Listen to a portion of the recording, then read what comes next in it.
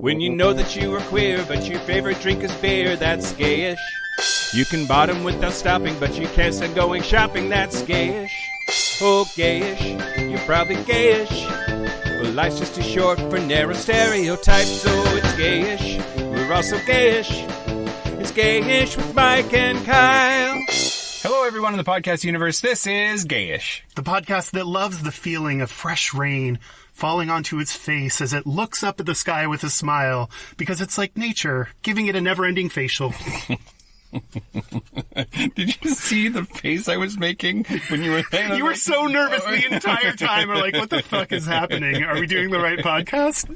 I'm Mike Johnson. I'm Kyle Gayish. And we're here to bridge the gap between sexuality and actuality. And today, hey Kyle. Hey Mike.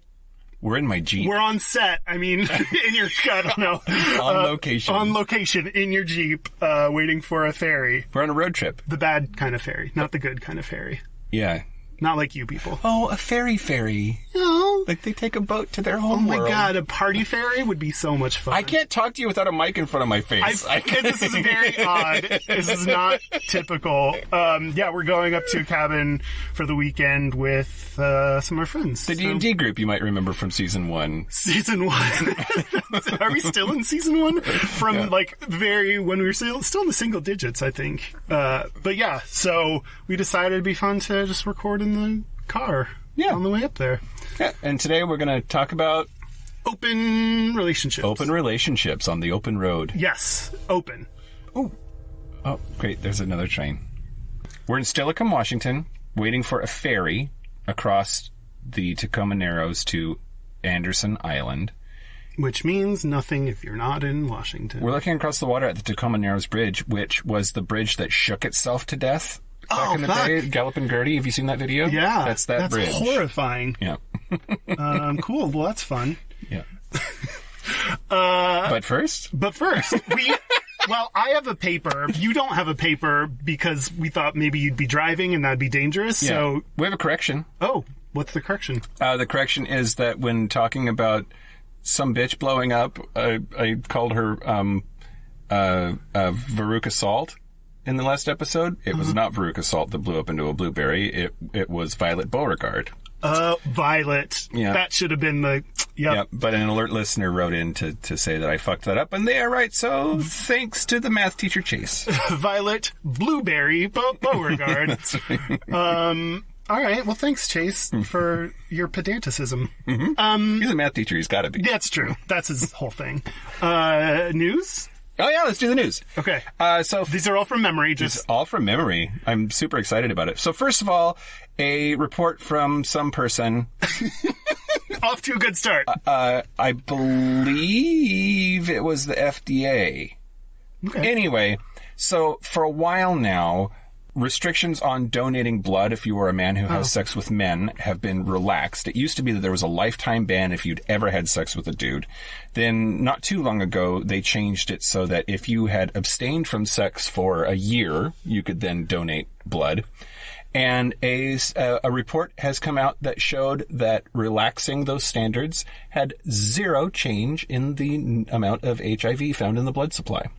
Oh, so the hypothesis when they originally did that is if we take more gay blood, there's going to be more HIV. So that's why we have the ban, and that's not the case. That is not the case. At least the relaxing it from you can never to you have to not bang for a year has resulted in no higher HIV. But then it also makes me wonder, is that just because nobody signed up for that? We were still just pissed that we had to do that. I'm not going to not have sex for a year to give you blood. Fuck that. How much did that actually, how many people are taking advantage of that? That's true. Yeah. Of our sample size of 3. Yeah. But it's encouraging. Yeah. We discussed that in our episode Blood, which was episode... blah, blah, blah. Mm-hmm. Also season 1. What are we in right now? 2.5, maybe? This... If we go by birthdays, if we just say birthdays, then this is season 3, and this is the end of season 3 because season 4 will be our birthday, the first week of April. Cute, end of season 3. Yeah. Okay, next. Yeah, great. So, it'll come to me. Hold, please. Oh yeah, the coronavirus. Okay. Yeah, we're talking about the coronavirus. Yeah. Put on your gloves. Did we bring any Purell? There was Purell at Bevmo just now. That was pretty great. Yeah. It was like in a place filled with alcohol. Let's give you more alcohol to rub on yourself. Sure. Is there a gay angle, or is this just general? I mean, I know we caused the coronavirus. There is a gay angle. Okay. So it turns out that there are 3 risk factors more prevalent in gay people than everyone else, and therefore the coronavirus is a bigger deal for our community than straight people. Would you care to guess what those 3 things might be? I mean, one would be HIV status. That is correct. Because your immune system is already compromised, making you more susceptible to all kinds of things. That is correct. HIV and cancer are both more prevalent in gay people. Cancer, one of the treatments for that can be chemotherapy, which is an immunosuppressant as well. So those 2 health factors lead to coronavirus being far more dangerous because of immunocompromise. Yeah. That's correct. Someone tweeted something. You don't sound so surprised. Someone tweeted something that, like, some kind of virus hitting, like, immunocompromised people has a different ring to it in the gay community. And that's, like, you know.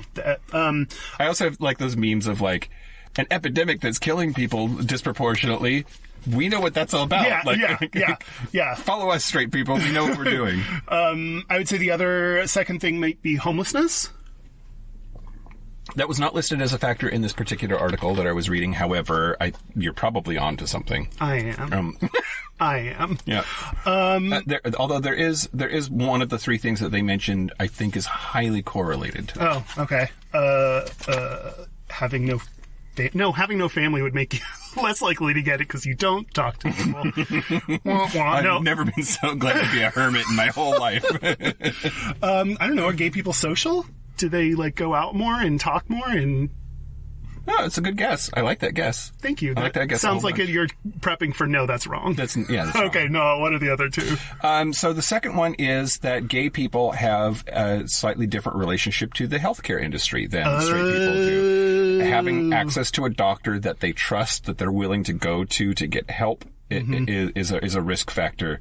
That they're a little worried about. Yeah, I feel like that. Yeah, that's so true. It's super true. And the number of gay people that I talk to that have, like, bizarre conspiracy theories about, like, how doctors work and medication works, it's fascinating to me because I also, maybe I'm wrong about this, I like to think of gay people as being smart. And they make dumb decisions about healthcare, like, all the time. Yeah. I mean, there's also that, like, systematic, like, doctors are not always educated on LGBT issues. People don't feel comfortable sharing that, plus everything else. What? No, just, like, like, doctors are dumb, too. Like, we need to Everyone's stupid. Welcome to Earth. Welcome to Earth. And the third one, the one that makes me the most angry, actually... Coronavirus is an upper respiratory infection, and gay people smoke more than straight people. So smokers are especially vulnerable to upper respiratory infections such as the coronavirus, and because gay people are 50% more likely to smoke nicotine, our community is at a higher risk for upper respiratory infections such as coronavirus, which is proving particularly deadly. Can you pass the coronavirus through jizz? Asking for a friend. Further study needed, Kyle. I'm on it. Wow, all from memory. Do you remember your sources? I can get those. I don't care. They're on my phone, which I could pick up right now, but I'm enjoying trying to do this from memory. Yeah. Oh my god. Okay. I want to thank. I did not. News the last. Oh shit. Okay. Let's keep talking about news. News the last. Yeah. A petition has formed that is trying to pressure the Oxford English Dictionary to change its definition of woman. Huh. Now, on the surface, that sounds like, okay, we're going to be sensitive to maybe trans issues, or we're going to look at the very least, like, gender equality. Yeah. The problem is, and I can't fucking believe this, the definition itself is largely, like, pretty okay, like, adult human female is like some combination of that, I think, anyway, is what the definition is. The problem is, under synonyms for woman, the first one is bitch. In the Oxford English Dictionary, I'm going to get my phone out for this one because I want to read the whole list. There's just this, like, are you fucking kidding me list of synonyms for woman. If that's a synonym, like, this lady just cut in front of me in line. What a woman. Yeah. Or like he call her a bitch. It's the Oxford English Dictionary says it's fine. It's just a synonym. Yeah, it's just the same thing. Oh my God, can you imagine a non-native speaker like looking that up and being like, oh, cool. And then it's like, oh. The leaders of Women's Aid and the Women's Equality Party are among those who have signed an open letter that calls on the Oxford University Press to change its dictionary's sexist definitions of the word woman. According to the petition, the Oxford Dictionary offers a series of synonyms for women, including bitch, besom, piece, bit, mare, baggage, wench, petticoat, frail, bird, bint, biddy, and filly. I had no idea that was in there, and that's... Well, at first I was like, okay, there's somebody being real nitpicky. Like, it's the Oxford English Dictionary. How bad could this be? And it's like, bitch. I wonder what the synonym for man is. By contrast, the word... oh my God. For the word man, the examples and synonyms are exemplary, demonstrating intellect and social status. They did not list them, but apparently the synonyms for man are, like, awesome things. Yeah. But there's no male equivalent for bitch. There's asshole, I suppose. But yeah. Dick. I just think of that as R. Yeah, no, there's... I don't know. I met some women that are total dicks. They're such women. That's horrible. That's interesting. Yeah. And part of it, too, I think, like, it's been around forever, and you wonder... Like, how often does a dictionary, especially one that's 300 years old or whatever the fuck, how often do they revisit everyday words? Yeah. Right? Like, how many... You think we kind of nailed women? Oh, wait. We got women. Like, don't worry. That's like the definition of, like, orange. Like, we got it. Well, yeah, but apparently not. Nope. That's the news. Wow. I realize why this feels weird. It's because we're talking in our podcasting voices. It's not like, it's just slightly different than regular voices, but we're not in front of microphones. So it feels like we're having a conversation in our podcasting voices, which is not how we usually, I don't know. Yeah. I know. You're right. This is highly inflected. Tell me what you're going to tell me now, Kyle. God. Now, thank you to our Patreon members. Can you imagine if the whole thing was like that? Oh, I would horrible. Kill you. I would like it for a little bit. Thank you to Patreon members Brie Lamb. She's a lamb. I don't know her pronouns. Maybe Mary could have pronouns. Her. What? Maybe Mary could have her. Thank you to Art. Garfunkel? No, I think it's just the general concept of art supports us. Thank you to the Renaissance. And Luther Shields, which I had to look up because I was like, wait, didn't we already say it? A Shields? And it was someone else Shields. So there are two Shields. The whole Shields family. The Shieldses are really also, again, Luther Shields, night detective. Like, that's just... Luther Shields, P.I. Exactly. You can get bonus content, bonus episodes at patreon.com/Gayish podcast. Do we have to talk to this dude who's walking up to... Oh, okay. If we saw non sequitur, it's because we keep having little breaks where trains go by or people ask for tickets. Okay. Do you want to talk about open relationships? Let's talk about open relationships. While we're on the open road. Yeah. Let's open it up. Which the open road implies you're moving. We're sitting in line for a ferry. I mean, it's open. I'm behind the wheel. We can pretend. That's true. Vroom, vroom. Okay. I really wanted to do this. We have guests, we should say. Yeah. They are going to be a couple that we're friends with, one of whom is in our D&D group, and they recently changed over to an open relationship. Yeah. Is it fully open? I don't know. Like, we've talked to them, like, I've talked to them less than you have about this. Like, every time we hang out, you're like, tell me about what's going on. Yeah, well, it seems like there are some things people bring up. This is going to sound weird. Someone mentions a death. Someone talks about depression. Someone talks about a new big thing, and then it's uncomfortable, so no one asks them about it. I mean, specifically, I think of death because no one asks they tell you about the person dying, and you're like, wow, that really sucks, and then you never talk about it again. So I think it's nice to be like, a week later, how are you doing? How are you dealing with this? What's going on? I do suppose in like from a certain perspective, asking like, hey, who are you fucking these days is a way to show support. Yeah, like, it says that you're on board. Yeah, exactly. That's that's kind of it. Like, okay, here's this big new thing. Not everyone that they're friends with might get it, might be down with it, might feel uncomfortable. And so, yeah, exactly. Like, so when you asked them to be on the show, was there any awkwardness there? No, they're like, yeah, sure. I mean, they just had the like a lot of our guests, like, I'm no expert. Like, I just, which is exactly what we want. Gayish. We don't want, we don't want experts. Although we did get that. We talked about someone's research. You talked about someone's research, and that person heard us, then wrote us, and so we're going to have them on at some point. Did they say I fucked it all up? No, but they did bring up interesting things about anal sex. Great. But like the academic side. Anyway, that's not what we're talking about. But before we get our friends on to talk about their open relationship, you're right, I don't know. I mean, we should talk about what that means, I think. And what they call it. Yeah. I don't know if, but I really wanted to do gayta. Okay. Because everyone's in an open relationship and just there's no hope for monogamy. Just get over it. Let's talk about that. Okay, great. So I got what I'm about to tell you. Got from the research choices perspective of younger gay men on monogamy, non-monogamy, and marriage by Lance Lowen and Blake Spears. Choices. Spears. That's what I was focused on. I couldn't really go along with you because I was thinking of my Spears. Like Brittany's uncle? Yeah. Okay. Yeah. Brittany's uncle says no. It's you can see this research at thecouplesstudy.com.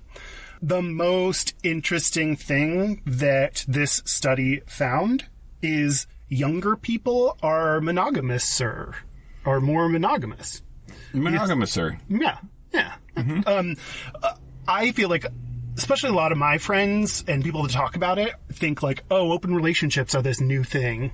And it's, now everyone, exactly what you said, now everyone's in it. But turns out that's not the case. There are a couple of reasons for that. And one is gay men now have the option of marriage. Sure. It's kind of, it's interesting because I think of being gay as breaking the heteronormative tendencies. I mean, there's a lot less heterosexual sex happening in the gay community. Yes. Far less. But bi people, trans people. Anyway, but you have the option of marriage, so now it's kind of shifting to where people see that as an option and are kind of going more into, or more people feel like that's an option and go more mainstream with their relationship. Mm-hmm. Another reason is as people are coming out sooner, they have less of that like closeted sex is what they called it, or like the hot. I know, right? No, but like less. They can be gay, like have like the right adolescent sexual experience and growth that straight people have, and then proceed on to their like I'm gonna kind of guess here, but like a reason for opening your relationship is I never got to experience my slutty phase. Yeah. So, if you're in a relationship, you may still want to like fuck. Yeah. Okay. There were a small but significant number of couples that described themselves as monogamous, described themselves as monogamous, even though they had three-ways or occasional sex with other people. So that's an interesting, there's both like how people define themselves in the relationship, but it may be different, like how they act may be slightly different. You know how I get sometimes. Okay, let's do it. You can't say we're monogamous and then do the opposite of the meaning of the word monogamy. That's just horseshit. Okay. Like, that's just like, are you or aren't you? You don't get to just co-opt a word because you think it sounds better. But, okay. But I think this is where we don't like this. People in the study called them monogamish. There's not a word for like, it's not open, it's not closed, like a jar relationship. Like there's no like good. I like a jar. And like monogamous, like their definition could include we only have sex with each other. Like there may be other people there, but like, okay, what's also people are not like people don't fit in logical things. So they're like, I think the interesting thing is then to study like, okay, why do they call themselves monogamous? I guess from a certain pedantic perspective, monogamy really means being married to one person, right? Like, polygamy, gummy is the... Gummy? G-A-M-Y. Oh. Gummy. Polygamy is being married to multiple people. Yeah. Do you think gummy bears are polygamous? And that's what they're doing in that bag? Bigamy is being married to two people. No, keep going. You don't need to stop and talk about that. So, I guess you're only in a monogamous relationship if you're married? Matt, I think that's like the point is like people can define themselves in lots of different ways and it can mean different things to you. It bugs me. Okay. It bugs me.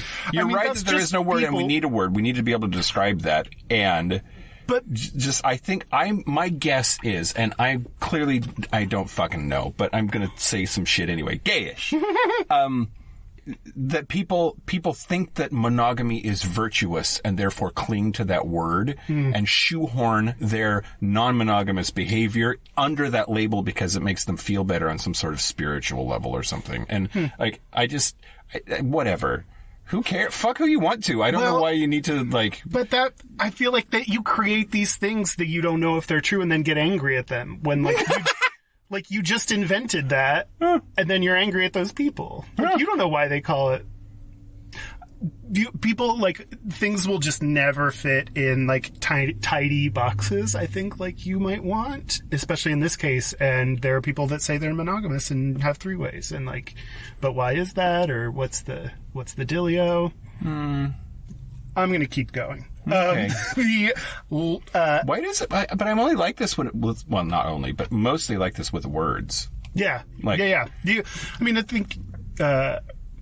you're into grammar and language but also you like structure and organization and like people using a word that is not what you think of as the word, and especially when things have like very logical definitions. I think that's, I don't know. Okay. Let's keep going. We have to actually like literally keep going. Oh. I'm going to keep talking. Okay, do it. Sorry for your noise. We're actually driving now. Whether they were open or closed was not an indicator of if they had satisfying sex lives with their primary partner. What was important was the length of the relationship. So open or closed, the longer the relationship, the more satisfying sex they have with their partner. Interesting. Yeah. They don't talk about women in open relationships very much. I only hear gay men when they talk about it. So in the 2015 Ultimate Lesbian Sex Survey... Oh, God. Yeah, it's hot. 15% of women were in non-monogamous relationships, and only 22% preferred mostly monogamy. So it's not that, like, everyone's in one, but they're more... You just think of lesbians, the stereotype would be that they're closed, they are only them, like, you know, monogamy would be important to lesbians. At least that's my stereotype, and that's not necessarily the case. And then a different study, last thing I'll say is... the Ultimate Lesbian Sex Survey, or whatever the fuck you called it. Yep. Okay, go ahead. Sorry. I'm stuck on that. Like, I just never thought of there being an ultimate lesbian anything, I guess. Ultimate Lesbian could be like a reality show, like RuPaul's Drag Race, but you have to compete for, like... Rosie O'Donnell's Ultimate Lesbian Competition. I love that. Let's pitch it. Oh my God, that's incredible. Okay, last thing I'll say is apparently this only started being studied in 1984 with the groundbreaking book The Male Couple by David McWhirter, MD, and Andre Madison, MD, PhD. Ooh, sorry, I almost demoted him. They did an interview... Because PhDs are more trained than MDs? What's MD? Medical doctor? I don't know. Why are those... Okay, this is not... Okay. Keep going. It's apples and dildos that you're... Okay, so they found that after 5 years, all the couples, they interviewed 156, all the couples had incorporated some kind of provision for outside sexual activity. Wait, say that one more time. After 5 years, all of the couples, which is 156 long-term couples, all the couples had incorporated some provision for outside sexual activity. Provision sounds like it's a constitutional amendment. I propose ratification of this new... Okay. Subsection 4 says, I'm gonna fuck but not kiss. Oh God, okay. For the idealist out there who bitches that monogamy isn't a thing, that basically says monogamy isn't a thing. Well, I would say back to the original thing that I said, though, of like, this was 84, and people are getting more and more open to monogamy. Okay. So yeah, I think it's common in the gay community. It's not a new thing, even though a lot of people think it's a new thing, and people are getting more monogamous. Okay. That's my takeaways from the study. Interesting. Yeah. Why you have frowny face? Or that's your probably thinking face. I'm thinking. Yeah. I feel like I have to talk about Trevor, and I don't know whether I want to talk about that now or if I'm going to talk about that later. And I'm pretty sure that Give after us the preview. Well, when we come back from the break, then we're going to be with them, and the story in focus, I think, should be on them and what's going on. This is our podcast. Fuck them. Yeah. All right. Hey, we had you on the show. Listen to us talk. So, we started the podcast in April of 2017. At that point, he and I were still together and living together. And it was the September before that he came back. I'm trying to unwind this so that I can get a timeline going. So it was 2016. Somewhere in 2016. I was not perfect in our relationship. I did not have a flawless record of adhering to the boundaries of our relationship. But I was always very careful, and does that mean condoms? No, it means not anal. Oh, got it. And it also didn't happen that often. God, this is not the Mike confesses to cheating sometimes podcast. I was always very careful, and it was very rare. And at that stage was working really hard on our relationship and had been completely monogamous.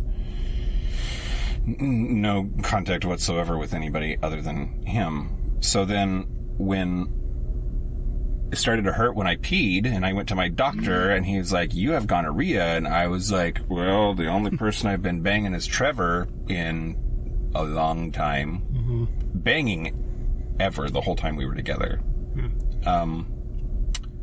So that's where I got it. Okay, great. So I sat him down, had a chat with him. Like, I have gonorrhea. I had to have gotten it from you. Yeah. So, and I had thoughts before that he was being extracurricular and just sort of let it slide or whatever. Mm-hmm. So that spring of 2016, left. And we were separated for a long time. At least it felt like a long time, 6 months or so. Not long enough for you.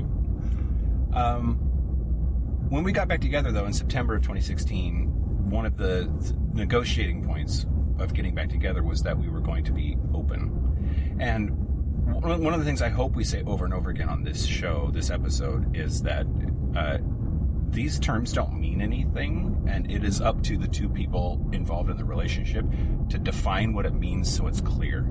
Yeah. Because I think that these things only work when the boundaries are very clear, and you adhere to them, and you communicate, and you say exactly what the rules are so that they can be followed and everybody's on the same page. I also think people need to be willing to, this is a hard one, like, be willing to, if you, like, you probably can't find every single thing, every single boundary and establish them. So you have to be willing to, like, well, you didn't technically violate a boundary when you did this, but I now recognize when you did that, I didn't like it. So now let's talk about that, set a new thing, and not immediate, like, the instinct would be immediately like, oh, you fucked up, you're wrong, even though that wasn't defined. Yep. And so to be able to take that and be like, hey, I'm upset, it's okay that I'm upset, it's also, you didn't technically do anything wrong, so now let's talk about it and figure it out. Like, it should be that, not we're in a fight now.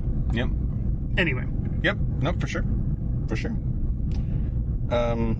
So now you're in an open relationship with Trevor. Now I'm in an open relationship with Trevor, and so... Or at this point in the story. At this point in the story. And so my whole thing was, and I stand by it even still, despite everything that's happened, bang whoever you want to. I don't care. His sex drive is a lot higher than mine already anyway. Ooh, there's a seal. Do you see it? Oh, no, I missed it. I see the splash. Wait. Is that a driftwood or that's alligator? Driftwood. Okay. Bang whoever you want to. That part doesn't bother me. In fact, his sex drive was so much higher than mine, and it was like, maybe somebody else can take care of this. But don't fall in love. Yeah. I just didn't want there to be feelings. Have whatever physical relationship you want to, but yeah. I'm your person. Mm-hmm. And that's not a knock on polyamory. That works. It's just it wasn't for me, and I don't know if it ever will be. Yeah. But it definitely wasn't for me, and I said so at the time to Trevor. So I hooked up with like maybe 3 guys throughout the rest of our marriage. Before he left for good.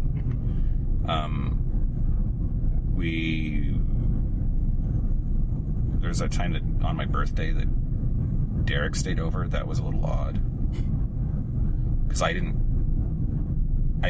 basically like passed out while they banged next to me, which that feels weird. And then after Christmas time, nope, it was before Christmas.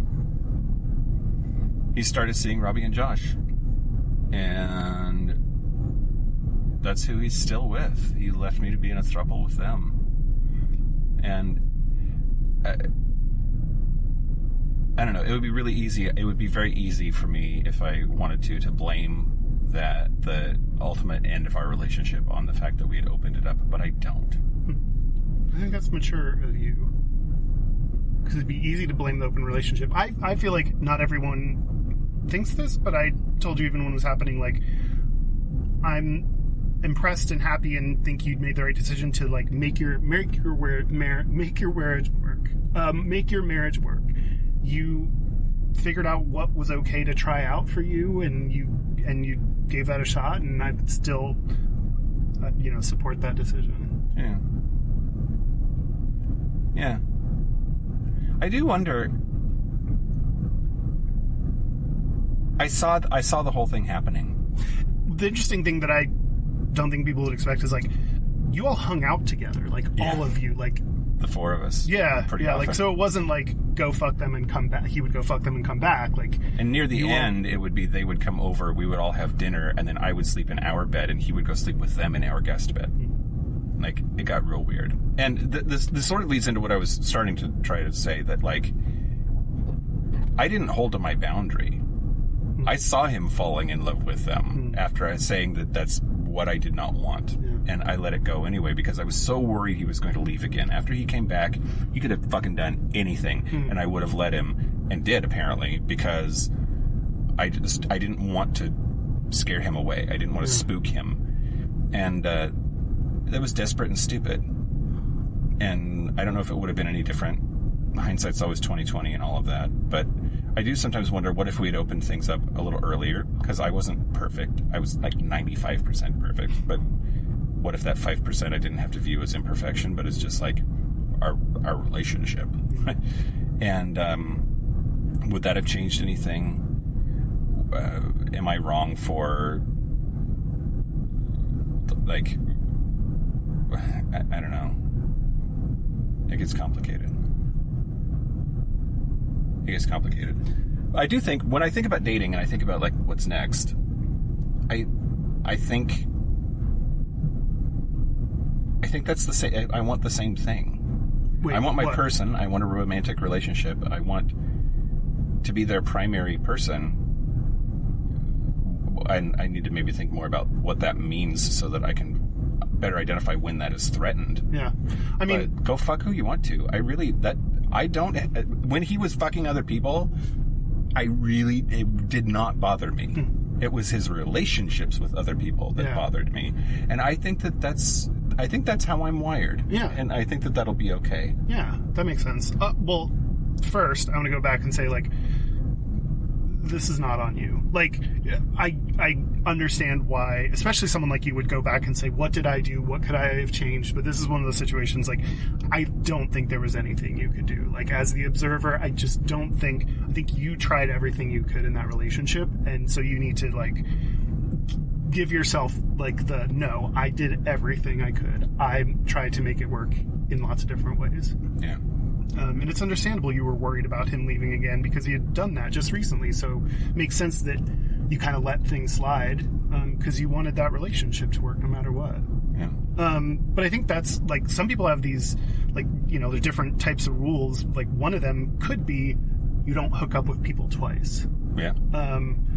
Or I think that's why I know everyone thinks it's an odd rule, like, don't kiss. Like, kiss is, like, a little bit more affection, I think, in people's minds. So not that I, like, buy into it, but, like, yeah, I don't know. Maybe there are different rules that can help kind of make some of those things happen more. Yeah. We should talk about that with these guys, too. Yeah, what are their rules? And I've been in a monogamish relationship, and I think that works for me. I think I would be too jealous if someone fucked people without me. But I think in my mind, it'll depend on the person that I'm with, and I think it's I don't have, like, it has to be this. I do think, like, completely open would not work for me, but my ideal is probably some kind of monogamish relationship where we only hook up with people together. It's really interesting. I don't know what it says about me or whatever, but, like, to me, having the occasional third join you is still monogamy. So, like, okay, now, wait. I know. Don't you put your finger away. No, this is you just. I know. You just. I know. You just. I know. But I know. I know. Something about doing it together makes it still like we are a unified sexual unit or something. That's literally what I said. I just said that. Just you processed it. Yes. You got there. Just remember, I'm always right. Just believe me. Not even true. A little bit. Hey. You mean I'm not right about that? No. Okay. 3 ways. 3 ways. Oh, yeah. I mean, I think it makes me feel more comfortable. Like, I think, like, we are doing this together. It's like we are having sex with someone. Yeah. Or someone's. Yeah. Or everyone. Like, all the people. Yeah. Yeah. So we're on the water now. Should we take a break? Yeah, let's take a break. Let's take a break. This is the part where Mike and Kyle take a break.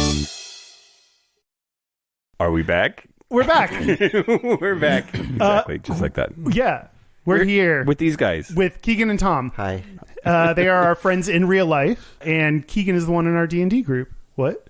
Well, just we have friends in real life that are not each other or fucking Dan. Yep, we did not pay these people to pretend to be our friends. Wait, I'm not getting paid? Well, let's talk about that off mic.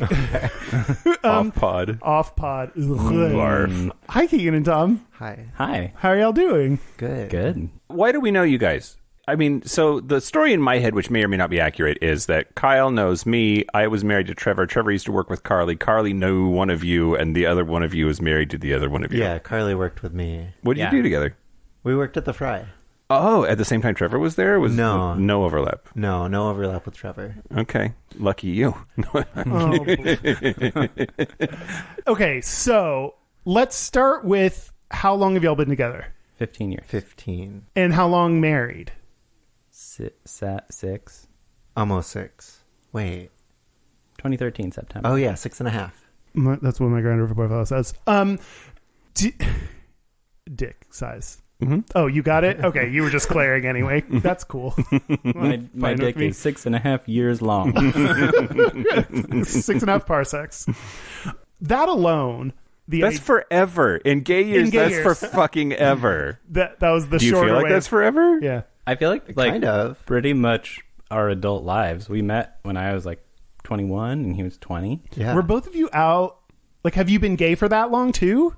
I think I was barely out. I came out when I was 19. And then I just like came out to everyone. So I guess, yeah, by the time I was 20, I met Keegan. But like for your almost your full out life, you've been with Keegan. Oh, yeah. Keegan? Not the same. Go on. I came out when I was 15 Damn. in high school. Yeah, do you know anyone with a longer relationship? Any gays, any queers with a longer relationship Same than age? you? Or, I mean, older? Yeah. Who? Anyone I'm friends with? And Our our neighbors neighbors across the street. Oh, They're like 55 and 60. that's adorable. How long have they been together? I don't know exactly, but like Were you a alive long yet? time. Like they've lived in their house for 12 years, and then they lived in another house for like 10 years before that. So at least 20 So years. like, yeah, That's a while. crazy to me. Okay, so we're gonna get into the open relationship part. What is your before that started? What has your relationship been, and how did you all view like sex or monogamy before this? At a certain point, differently. In the beginning, like we had a conversation about like, is this going to be monogamous? And I think I was like, maybe it shouldn't be. Tom's like, Yeah, it is. Okay, that's opposite. Like, I would think that someone who's more recently out would be like, I want to fuck everyone, but you wanted it to be monogamous. Yeah. yeah, Why? Tom never did fuck everyone. I didn't. I think You I didn't was- fuck everyone No. yet? No. I think I was more insecure at the time. And I was like, I like this guy, and I want to make sure that he's with me. Lock it down. Yeah. So at the beginning of your relationship, then what was it that made you consider non-monogamy? So I was in college and I haven't thought about how I'm going to say this. You fucked everyone? I mean, not everyone.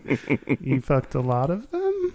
I mean, I definitely had a slutty phase in college, and my friend group at the time was like a lot of like really cool lesbians who listened to Ani DeFranco, and I don't remember if I even read it, but I remember the book Ethical Slut being like passed around between people. Yeah, and so, like, passed around. yeah, passed around. So I think there was just conceptually the idea of an open relationship was very appealing to me, and then there's also just the whole feeling of not being locked into only one thing or one person forever was very appealing because I'm a little indecisive. So it's like, I mean, committing yourself for forever is like, Wait, but he's the one that proposed. sure, Yeah, and I mean, we were together for like 9 years before I proposed. man. Okay. It's just like, does that take a little bit of the edge off of like, this is forever if there's like some wiggle room? Is that Yeah, part of I it? think that was the feeling I had at the time. That makes sense to me of like, I think I want to get married. Marriage is crazy though, to think like we're going to be together for the rest of our lives. Like you're going to be such different people. I like that makes sense to me of like putting a little bit of like, let's hedge our bets a little bit. It's like voting. Do it early and often. I don't. Get married early and often? Yep. Okay. Wait. Okay. So Tom, then when Keegan suggested this and when you talked about that, you were someone that wanted a monogamous relationship. How did that come across to you, or how did you feel about that? I mean, I guess if I'm honest, I took it as a personal attack. Yeah. Like, That's what I wanted to hear. yeah. So that adds some drama. Well, there was specifically, which Keegan didn't say, like he had a crush on a coworker and told me about it and was like, can this go anywhere? I said, no, like I'm your crush. I'm your only That's crush. so adorable. I'm going to puke, but yeah. Yeah, I just didn't know how to navigate that at the time. That like Keegan could have his attention split between me and this guy who I think I hadn't even met. Was he hot? Was he worth opening it? Okay. The answer is yes. Okay. Okay. Hold on. I drank too much for this. That's what happened. Oh, do you need me to go ahead and it's going to be a great take charge? episode. just so you know. So, entering the relationship, Keegan has already broached the subject of not necessarily being monogamous, and you're like, no, shut it down. Something has shifted. Do you think the you of 15 years ago would be freaked out about what's happening now? Or what shifted? Like, why? Oh, I probably would be freaked out. Yeah. But then, I mean, what shifted was me. Like, I got a crush on someone, and then I was the one who then went to Keegan. I was like, so we had that conversation. Like, remember about 25 years ago? I was very decisive. Let's revisit. Did the fact that you had the conversation in the past make it feel more okay to bring it up now? No. It didn't help at all? I mean, I think it made me feel more awkward because I was like, oh, shit. I shut this down. Yeah. And now I understand that this is something that could be fun to explore. Yeah. How does that conversation go over in your relationship? I would start with good for you for leaning into that. I think there are a lot of people that, like, once they've put their foot down, picking it back up is super hard. Yeah. So the fact that you could do that, I think is pretty great. Yeah. Well, thanks. But now answer Kyle's question. What was the question? Just like, how does that conversation, how does that go in your relationship? Like, how does that then go down when you're like, oh, hey, BT dubs, you've... Well, Keegan can correct me if I'm wrong about this, but I feel like we talk a lot, and we'll talk calmly.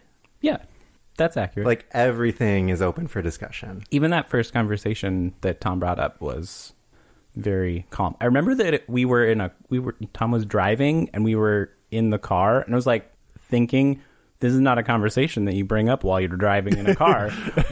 But great. Wait, the conversation about Tom, you having a crush on someone? Yeah. I disagree. About what? About the car? Driving is the perfect time to bring up a potentially uncomfortable conversation, because you not making eye contact is justifiable because you're driving.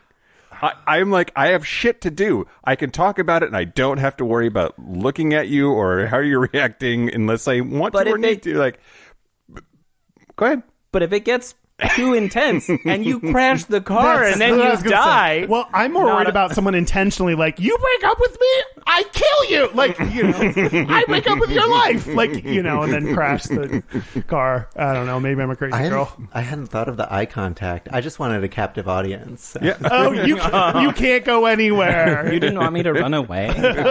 I do that. Do you? Yeah. When you have uncomfortable conversations, do you run away? Yeah. Oh, I do that too. Yeah. Why do you think that is?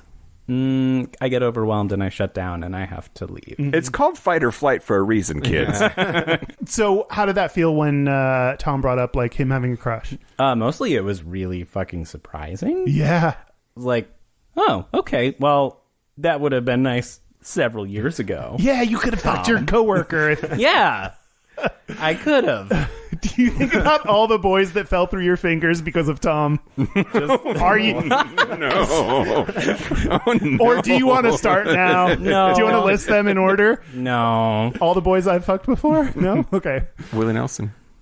Oh, we did this already. Mm-hmm. Okay, maybe we've gone on too long in our podcast because now we're repeating jokes. Oh, well. Our listeners are dum-dums. They don't remember. It's fine. It can never go long enough. So that might get edited out. Nah, that kind of stuff usually stays in. I have a theory that they like what I mean to them. Yeah. Well, we're also dicks to ourselves, so I think it takes one to fuck one. I don't know. Okay, so other than being surprised, I could imagine there being a little bit of insecurity around you have a crush on someone. Did you have any of that? No. Not really. It's true that, like, when the shoe is on the other foot, sometimes it changes it. Tom gave me a weird look. Like, I mean, you weren't totally... I think you were a little jealous. Or not jealous, but worried. I don't think I was. I don't remember feeling worried or jealous. I was mostly surprised because of how, like, immediately definitive you were when I brought up the same topic. So let's get to, like, how did you then define your relationship and what were the rules if you had any? Tom, you just did a funny smirk that I need to now call out because it was just very distinct. Well, it's still changing. Like, Sure.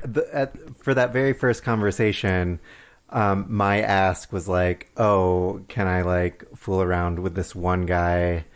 Maybe anyone he's with. And Hold on. I'm really into this this. one guy and the Green Bay Packers any of his because friends, they happen to be with him. Anyone within a 6-foot radius is fair game. Hey, everybody, get into a little clump. I need to fuck all of you. Okay, no, I just can't imagine you doing that, but that's what it... Okay. So, And I said, yeah. yeah. But at the beginning, like, that's what it was. Yeah. I was like, this is the one thing, and that's it. Yeah. It's always been very, very specific to people. And then, like, at the beginning, I was very selfish, and I was like, so I want this for me. Nothing has changed for you. Oh. And that's evolved. And part of the reason for that was that when we met, Tom had not dated anyone else. Yeah. And like Tom never had that slutty phase. Yeah. So this is his chance. That's very adult and like impressive of you to be able to say like, oh, that's an experience that you haven't had yet, and I want to give that. I want them to give that to you. Like, Totally. how do you? I don't know. How do you just have that secured? Like, so many people, including probably me, would be jealous in that situation. I think I just feel really, really secure in our relationship. Like I don't What does that feel like? like I don't ever feel in any way like our relationship is at risk or something that I need to worry about. I did want to say, you mentioned this in the Jeep on the way here, Kyle. Mm-hmm. I think the you need a slutty face thing, I think is a lie. Oh. I don't think that's real. Okay. Yeah, but maybe it's the because idea it's that, so real for me, I can't imagine it not. You need a slutty phase. It needs to be like 90% of your life. Yeah, how old are you? I don't think it's something that you get out of your system. I think that male sexuality is what it is, and I don't think it's like I exhausted it all. That one 6-month period when I was 22, I'm good now. Like, I think that that's a lie that we tell ourselves. You're a lie that I tell myself. No, that's wrong. Like, I think the slutty phase is helpful, one, because you get to learn about sex, and you get to learn like, oh, I like it like that and not like that, and that guy did that weird thing with my ear, and I want people to keep doing that, but like, don't do that thing to my toe. Like, I think you learn about things from that. I think you what? What's wrong with your toe? Don't do that thing with your. You know what it is, and don't, and just don't.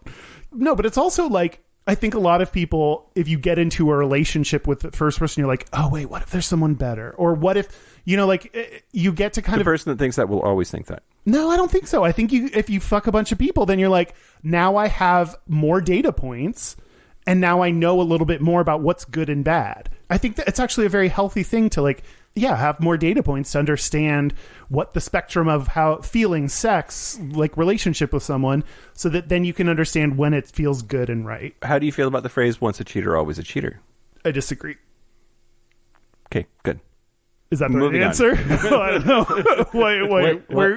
What is cheating? That's between the two people that are in the relationship. Yeah. Okay, what is cheating? Do y'all have a cheating? What is cheating to you? Yeah, what are the boundaries? Well, cheating is anything outside the boundaries. Okay. Okay, smartass. What are the boundaries then?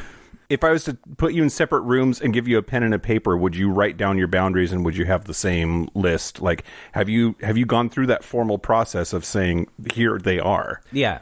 We have, but again, it changes. Yeah, it's a constant kind of conversation and It's written in pencil. Okay. Yeah. Yeah. But I think the core of it is talking about things before they happen. Yeah. And asking kind of checking in with each other about specific people or specific possibilities of things that could happen or that we want to happen, and see where we both are about that. Is this a person by person situation? Like, would you bring a person? Okay, so any new person, you'd be like, hey, I like this person. Or situation. Yeah, person or situation, because there are situations where you might not know who the person is.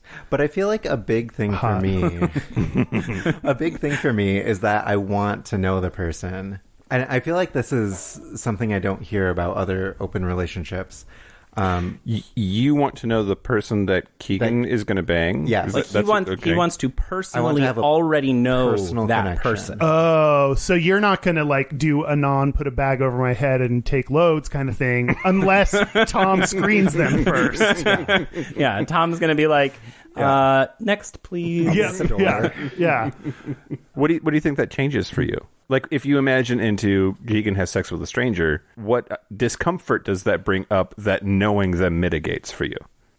I don't fully know. I think it's a trust issue. Like, if I know the person or if I have some sort of connection with the person, I can have a more full understanding of what happened. And if I don't know the other person, then I'm hearing what Keegan tells me, which is probably the truth. But I have no way of checking that. Mm-hmm. Not that I even would. I just want to know that I could. Huh. Trust but verify, just like Russia. Are you talking about how we treat Russian intelligence? Because it's trust and never verify in spite of the Wasn't truth. it Reagan? Reagan said that our foreign you're policy talking with about the Soviet Union is that we should trust but verify when it was the nuclear deproliferation treaty. It's changed. we got rid of the verify part. Just obey. Trust. At least once an episode, I have to be reminded that I'm in my 40s. Thanks, guys.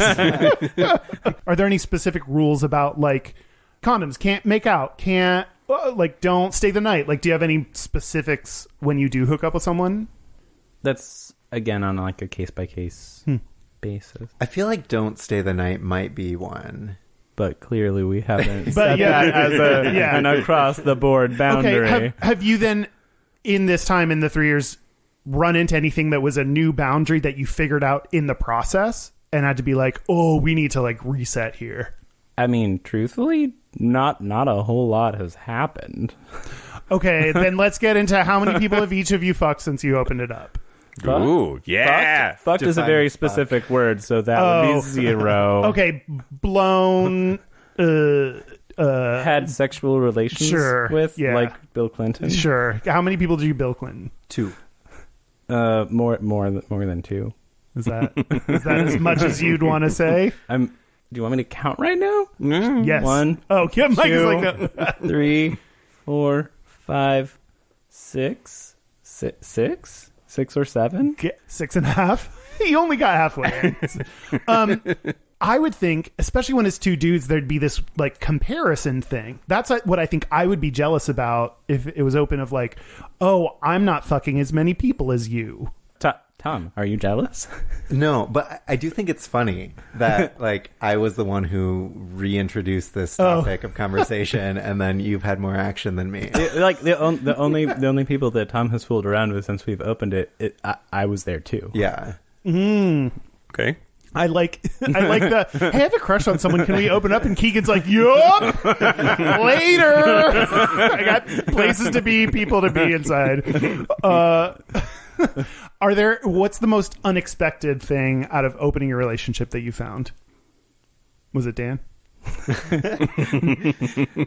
We're going to talk about him in the Patreon. Patreon episode. Yep. No, but what was the most unexpected thing? I think it's just our relationships with other gay men. Like, even if nothing's happening, there's not... So I feel like when we were monogamous, like, there would be a little bit of a wall. Like, this is another gay man. He's a threat. And now that wall isn't there. And I feel like I've made a lot of really close friends that I might not have just because... like we define our relationship as being more open than it was. Yeah, I felt like a lot of it is just like a different mindset of like walking into relationships and seeing what they become and not prescribing what they have to be, or limiting what they have to be. Do you think overall, just in the context of your relationship, that it has been a net positive? Yes. Why? Communication. Like we've had to talk about more things than we did before. Yeah, a lot less is just assumed in how we relate to each other and other people. Do you, so you know, like everything about the other person, the situation, everything. Is it just out of you need to know that information to feel secure, or is there any kind of like I'm into hearing about it. Like, it turns me on to hear about it. Very, very into hearing about it. You are, Keegan? Oh, yeah. I would like more things to happen so that I can hear about them. Okay. You need Tom to get down. I don't need Tom to get down, but that would be great. That's Also, so interesting. He's blushing a little bit. I'm here for it. It's just the wine. Tom, is that enjoyable to hear about? I don't know. I want the facts. The facts. I want the facts. It's true. You want the facts, But- but not the details. Yeah. Oh, why not the details? Yeah, why? I don't know. Huh. There's a little bit of that. It is? I'm like constantly like, oh yeah, you're into that, dude? Go for it. Yeah. Yeah.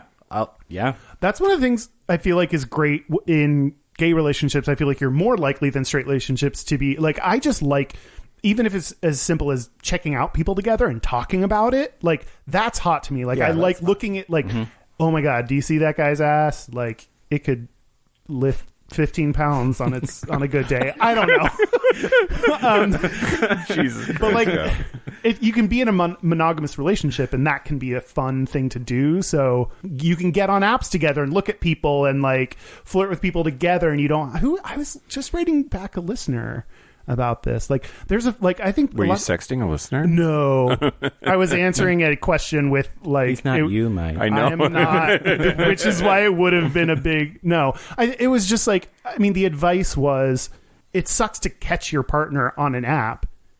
So if someone's into that, then why don't you get on the apps together? Why don't you look for dudes together? You don't even have to have any intention of fucking. You can like, hey, this guy looks hot. Oh yeah, he does. He didn't reply to me. Oh, he's replying to me. Cool. Let me see his pictures when he sends, like that whole like flirting and like thing you can do together on apps. Mm-hmm. We've never been on any of the apps. Okay, when you say never, Do you want to? because When we got Wait. together, the apps did not exist. they were Sure. so you've Yeah. never. Never, never. Yeah, On Never, ever. Okay, Cupid, I think. I was on Manhunt Oh yeah. in college. Yep, I remember that. Was that part of you fucking the whole town? Yep. Yeah. Do you ever think about downloading them or getting on them? No. Yes. because for you, Okay. because for you it's there's a personal connection there. Yeah. So Yeah. this is just like inviting randos into your life, which you're not Exactly. down for. No. Interesting. Okay. So, question. Bad segue. Here I go. So, Tom, you said that you have only hooked up with people while Keegan was there. Do you intend to hook up with people when Keegan is not there? Yes. You're working on it? Is this a He's scary been- thing? Is this a big move for you? Like, Yeah, I mean, I think I'm working on it. I don't know when I'm hitting on someone and when they're hitting on me. great. He's been trying real hard. Okay. But yeah, I would like that. It would be a big thing for me, though. Like, I've only really been with Keegan and, like, gave one other guy a blowjob. Who? Are they in this room right now? No. Where's Dan? Yeah. I keep saying open relationship. Is that how you define? Like, what do you call it? I often refer to it as like slightly open. Slightly Yeah. open. Okay. Like I say, Like- open in theory. Yeah, like the door is ajar. I said Exactly that, what we said in the G. I said that too. That is officially the phrase. It is ajar. Okay. Door is a jar. The door is ajar, as is my anus. There's a jar in your anus. You don't know. Oh my have it- God! Have you ever seen one of those? Yes. Porns? Like, Wait, what? What? there was that. It was a long say a ass time porns? ago. There was a long. It was a long time ago. There was a dude that like made videos of him putting jars up his ass. No, I did not see that. That is not I what I can't said yes do it. to. I'm already like so anxiety that it's going to break. And then broke. Oh no! Oh no! Oh, real bad. Real bad. Now I'm eyeballing these wine bottles and Yeah. thinking. don't do it! Don't do it, Kyle. I'm just thinking for now. You don't own me.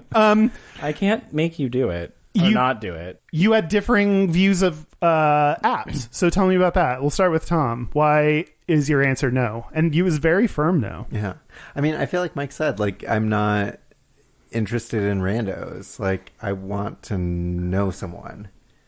And for that to maybe go somewhere. And your view of apps is that that's not a possibility? I guess so. Maybe I just don't know how they work, but yeah. I guess so. That is something I will just posit for you to reflect on, is that it is possible to legitimately meet up with people and get to know them first, which is so stupid. It's the worst part about gay culture. We're not that different, Tom. And you seem like you have less of an issue with randos? Yes. Do you prefer randos? Prefer? I don't think I prefer randos. That's just not a non-starter for me. Mm-hmm. And Tom will come around in 15 years. Before we go to break, I wanted to ask you guys, if there is a couple who's been around for a long time, however you define that long time, and they are on the fence about whether or how to pursue a more open relationship than what they have, do you have any advice? Communicate. Talk about everything. Like, even if it's uncomfortable, just, like, talk about it. And then talk about it more. Anything else? I feel like I can't say enough. Just, like, communicate. I feel like I can talk to Keegan about anything at all. Yeah, I do too. Barf, that's dumb. Yep. All right, that's a good time. Should we take a break? The only time I gag like this is when I take a... You know what I'm... Okay, yeah, let's take a break. Let's take a break. This is the part where Mike and Kyle take a break. So are we back? We're back. We're back. We're gonna do our Gayest and Straightest. We're going to do our Gayest and Straightest, but first, our website is gayishpodcast.com. Oh, wait, we didn't ask our guests because they're our friends. Do y'all want to plug anything? Do y'all care about anything? That's true. You can. Tom, you're on Meals on Instagram? Wheels. Oh, no. Meals on Wheels? Have your pet spayed or neutered? Have your Bob Barker spayed or neutered? Nothing? No. Okay, cool. Yes, then our website is Gayish. All of our social media is at Gayish Podcast on Instagram, YouTube, Twitter, Facebook, and Twitter. Our hotline, you can send us text messages or leave us voicemails, is 5855-GAYISH. That's 585-542-9474. Standard rate supply. And our email is Gmail. At gayishpodcast.com. Okay, well, you can take the easy one. If you want to send us stuff in the mail, it's P.O. Box 19882, Seattle, Washington, 98109. Sorry, I started drinking before we got to that. Okay. Great. While Kyle is choking, do the 4 R's. Rate, review, subscribe, and recommend. Yeah. It helps us out. It really does. Yeah. It helps a lot. If there's one thing we know about me, it's that she chokes a lot. Oh my God, did I just say the Polari word of the week? She. Did you really? That was a weird segue into... Yes. Okay, I picked this word. It's going to be real quick because it's the word she. Oh, you weren't kidding. No, I wasn't. The Polari word of the week. I'm so excited. Yes. Okay. It is she, which you know the definition. She. I mean, you know that people, like, gay men will refer to each other as she. But I just loved, I'm holding the Polari book that you ordered, which is called Fantabulosa, a dictionary of Polari and gay slang. If you want to get it, it has 2 Ken dolls that are actually kind of hot. I would open a relationship with them. Okay. First, it's 1, used on women, which, like, this is not a good, like, style, like, stylized, like, what? dictionary. I mean, the vibrators are used in women. I know, yeah. And then 2, or to refer to a gay man. Again, like, this is not framed like the Oxford Dictionary would have things to say, bitch. And then 3, this is the one I really like, to refer to heterosexual men, sometimes in order to deliberately undermine a case of self-assured masculinity. Yeah. Like, that was my favorite part, is like sometimes it's using like, oh, like she's being super masc and needs to calm the fuck down. Yeah, absolutely. So she. That's one of the things, like, Polari has made its way into everyday language, and that seems like just one of them. It makes me feel a little better about, like, I worry about pronouns, because pronouns are important. Oh, yeah, I told you that like, that was wrong. Wait, did we have this conversation on the podcast or off? Multiple times on the podcast. Oh, okay. Well, you know that I'm right and you're wrong about this, right? Yes. Okay, cool. That doesn't mean it's not worth talking about. Oh, okay. Well, do you want to say it again? sometimes I think like, oh, I'm saying she to whoever in my life who's usually a gay man, almost always a gay man. Is that appropriation? No. That's misgendering somebody on purpose. No, it's not. See? Great. Because she is not. I'm glad we had this talk, Kyle. I mean, it's just the answer. I guess we've said it enough that we don't have to rehash, but yeah. Okay, gayest and straightest? Let's do our gayest and straightest. Do you want me to start? Sure. I'll start. Okay, great. We'll go around the circle. Yep. Okay. The gayest thing about me today was Costco.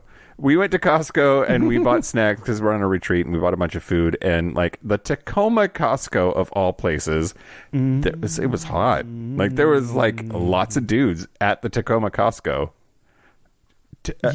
For people that don't know Tacoma, Seattle Tacoma is like the ugly stepsister. Sorry, Tacomaans. I mean, Seattle is the new like chandelier hanging in the foyer, and Tacoma is the shit. It's shit in the shit pot. What? Like Tacoma to Seattle is St. Paul to Minneapolis. Oh, that doesn't help. It is Fort Worth to Dallas. Like there's an imbalance there. It's the other one. Yeah. Exactly. Anyway, I was very surprised by how hot some of the dudes at the Tacoma Costco were today. And you pointed out one dude that you were like, I bet he would choke you. And like, boy, if I didn't know for sure that he was straight because he was like pulling around heavy things in a cart angrily. Like, were they children? No. Then how do you know? I don't, and I'm making assumptions, but he was definitely straight. He did look straight. He had a straightness about him. Yes. And a big old vein running down each bicep, which, yeah. Okay, great. The straightest thing about me this week. Oh, what? The straightest thing about me this week, because all gay people are poor, is just how angry I have been about the stock market. I'm like, every day I open up my app and I'm like, that's a lot of red zeros, which is not cool. But I feel pretty straight, like, to care. But then again, it's going down, so that's kind of gay. That's true. It balances out. Keegan. Oh, yeah, me. Yep. Keegan. So my gayest is that I bought a rowing machine this week. We have a friend who is moving and he can't fit it in his apartment. Is this a friend or a quote unquote friend? I mean, a friend of Tom. Is it Tom friend or quote unquote friend? Friend. Ooh, that didn't help me. Okay. Friend who has sent an eggplant emoji. Oh, this is eggplant. Okay, yeah, he's down. Okay, yeah. So that's why it's gayest. A soon-to-be penetrated friend. We shall see. Yeah. Hopefully.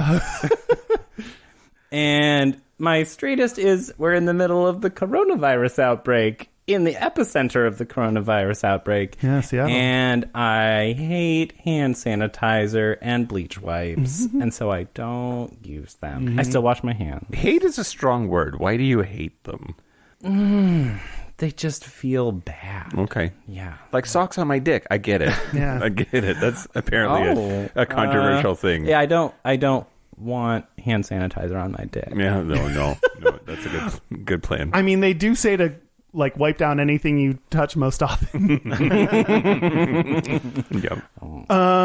My straightest thing is that I ran out of underwear this morning and had to do underwear, which I assume like gay people seem like they should just have a plethora of cute underwear at the ready at any like for any given occasion, or at least like a tissue dispenser. Yes. Of them. Yeah. Like I need to get my disposable gloves out of this. Like, yeah.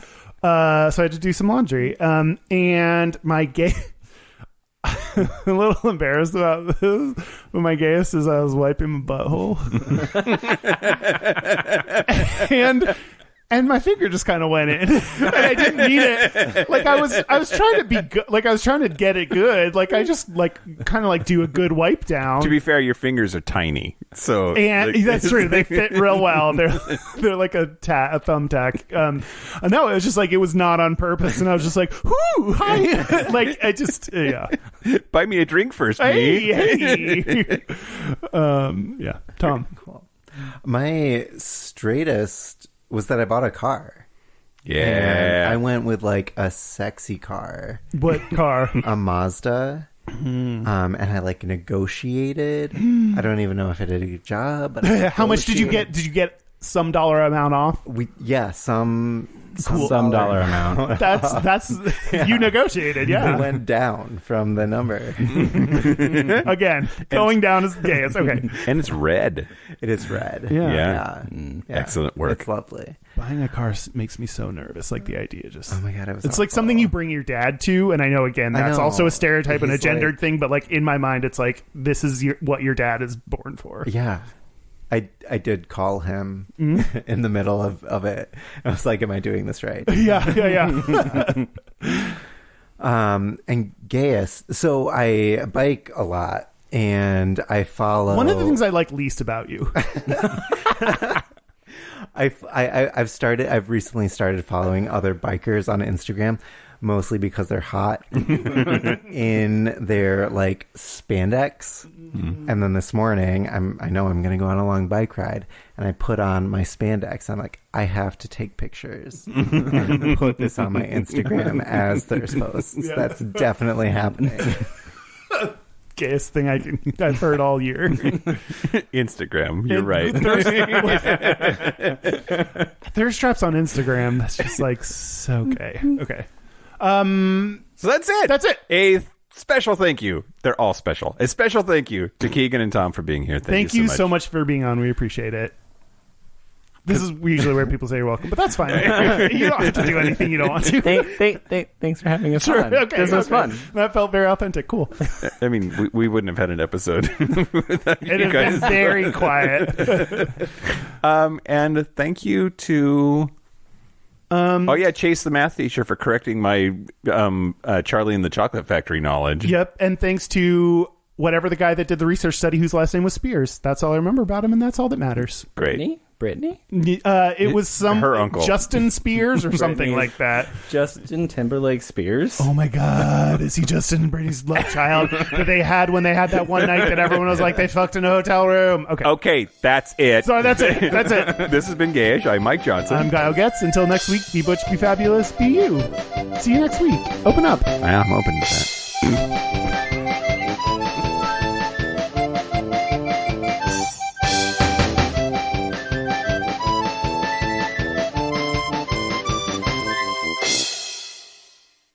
Yeah. So we're good. We don't need to do anything then. You're 'Cause- just going to drive right onto the boat. Fantastic. Yeah. Thank you, sir. Yeah, thank you. You didn't ask him if he was gay. Should I have? Are you the fairy fairy? Oh my god, if there was a gay fairy, he could be the fairy. Yeah. Like, he's the fairy that onboards the fairies onto the ferry. Anyway, okay.